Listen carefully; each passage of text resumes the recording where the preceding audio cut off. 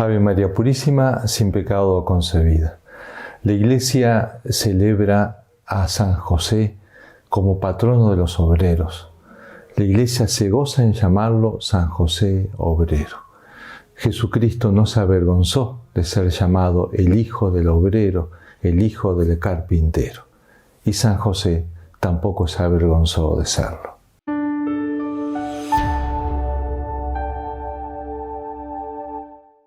¿Por qué el 1 de mayo, día de San José Obrero? Es preciso, para entender la fecha, remontarnos algunos años atrás, en el siglo XIX, con la revolución industrial, el tiempo del maquinismo, los obreros se vieron sometidos a jornadas de trabajo agotadoras, cada vez mayor desigualdad social, salarios de miseria, muchos niños y jóvenes trabajando en situaciones verdaderamente infrahumanas.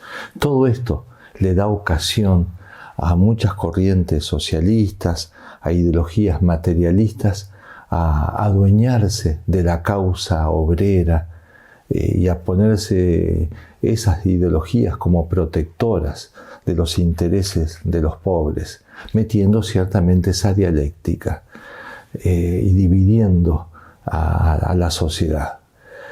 Esto no podía seguir así. Se empezaron a dar enfrentamientos sociales, huelgas. Una famosa fue justamente un 1 de mayo del 1886 en Chicago. Y desde Chicago esa huelga se extendió a otras partes de Estados Unidos. Pero el resultado fue muy violento. La policía reprime, hubo muertes de policías, pero después, y con juicios muy dudosos y en muchos casos fraudulentos, se metieron en la cárcel a muchos dirigentes sociales, a muchos obreros. Meses después, en noviembre, terminaron ajusticiando, ahorcando a 6 dirigentes sociales. Se les llamó a estos los mártires de Chicago. El Congreso Obrero de la Segunda Internacional, que se celebró en París en el 1889, estableció entonces el día 1 de mayo como la gran fiesta del obrero para reivindicar lo que llamaban ellos los 3-8. 8 horas de trabajo, 8 horas de descanso y 8 horas para la cultura. Era una reivindicación ciertamente justa. El tema que eso estaba en manos de estas corrientes socialistas, que había ciertamente otros intereses y no era el interés por el bienestar auténtico del hombre. El asunto es que este 1 de mayo, así como fiesta del obrero, nace como fiesta del odio y del resentimiento. La Iglesia no podía permanecer indiferente ante esta situación. Por eso, en el 1891, el Papa León XIII publica la primera encíclica social, la Rerum Novarum, donde verdaderamente hace un diagnóstico y defiende los derechos del trabajador, el derecho al descanso, a la cultura, a tener condiciones más humanas. Dice el Papa, es inhumano abusar de los hombres como si fueran cosas para sacar provecho de ellos. Entonces empieza todo un movimiento de estudios sociales dentro de la Iglesia. La Iglesia sacaba la luz de su Evangelio para iluminar las realidades del hombre, las realidades sociales. Después, el Papa Pío XII, en el 1955, es que establece esta fecha. El 1 de mayo no puede ser la fiesta del resentimiento y del odio y de las ideologías materialistas. El 1 de mayo la Iglesia también quiere reivindicar el derecho de los trabajadores, la dignidad del trabajo, pero estableciendo la mirada puesta en el gran modelo de los trabajadores, en San José, en Jesucristo, hijo del obrero, hijo del artesano.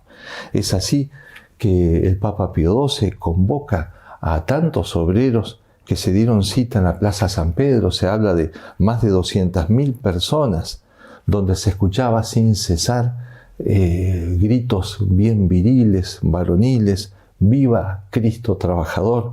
¡Vivan los trabajadores! Aparece Pío XII, los obreros le ofrecen dones. Fue una gran fiesta, fiesta auténtica del trabajo, fiesta de San José Obrero. Por eso, después Juan Pablo II va a insistir tanto en la necesidad del trabajo en los estudios sociales.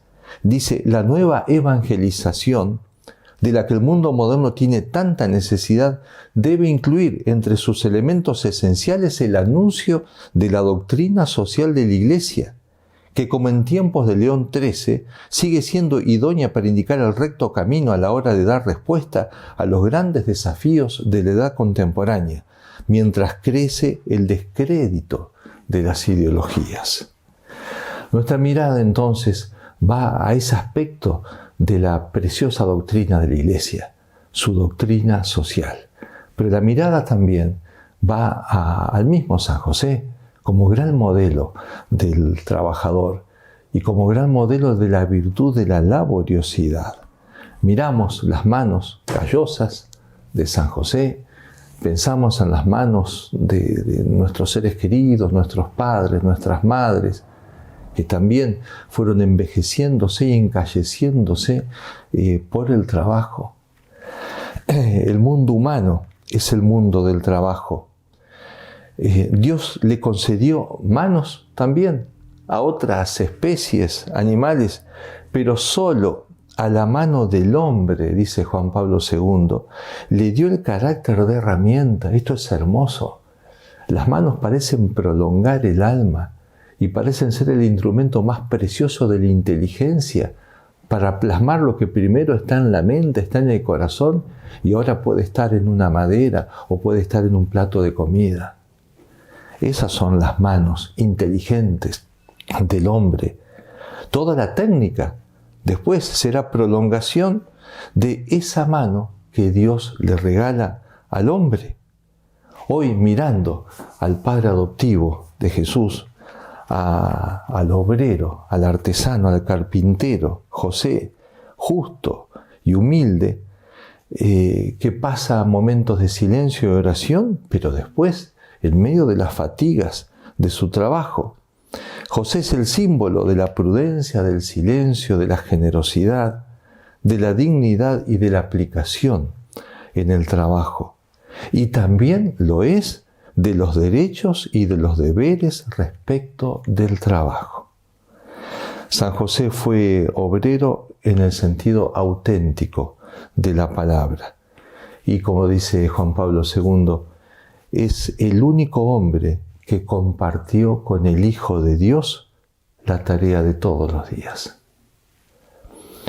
Dice el Evangelio de San Lucas que después de que el niño se pierde en el templo y es recuperado por sus padres, bajó con ellos y vino a Nazaret y vivía sujeto a ellos. Juan Pablo II nos explica: esta sumisión, este estar sujeto a sus padres, la obediencia de Jesús en la casa de Nazaret, quiere decir que también tomó parte en el trabajo de José. Es el hijo del carpintero. Había aprendido así por experiencia el trabajo de su padre adoptivo. Y junto con la humanidad del Hijo de Dios, el trabajo ha formado parte del misterio de la encarnación y del misterio de la redención.